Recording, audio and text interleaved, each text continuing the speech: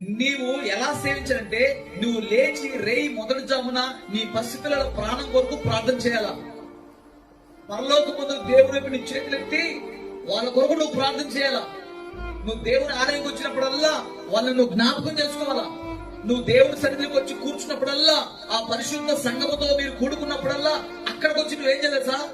దేవా, నా బిడ్డలందరూ ఈ రోజు నేను వచ్చాను, ఈసారి వారు నా బిడ్డలు నాతో కలిసి రావాలా, వాళ్ళకి దగ్గరుంటే, వాళ్ళని పక్కనుంటే వారు నాతో కలిసి రావాలా, నా భర్త నాతో కలిసి రావాలా, నా భార్య నాతో కలిసి రావాలా, నా పిల్లలతో కలిసి రావాలా, మేమందరం కలిసి నిన్ను సేవించాలయ్యా అని నువ్వు లేచి రేయి మొదలు జామున వాళ్ళ కోసం ప్రార్థించాలా. వారి కొరకు ఎట్లా ప్రార్థించాలి తెలుసా? నీళ్లు కుమ్మరించాల, కన్నీళ్లు కుమ్మరించి ప్రార్థన చేయాల. నీ పసిపిల్లల ప్రాణం కొరకు, వాళ్ళ క్షేమం కొరకు నువ్వు ప్రార్థన చేస్తేనే వాళ్ళు పెరిగి పెద్దవాళ్ళు అవుతున్నప్పుడు ఒక క్రమమైన మార్గంలోకి వస్తారు. నువ్వు వాళ్ళ కోసం ప్రార్థన చేయకపోతే వారు పెద్దవాడినప్పుడు త్రోవ తప్పే పరిస్థితి ఉంది.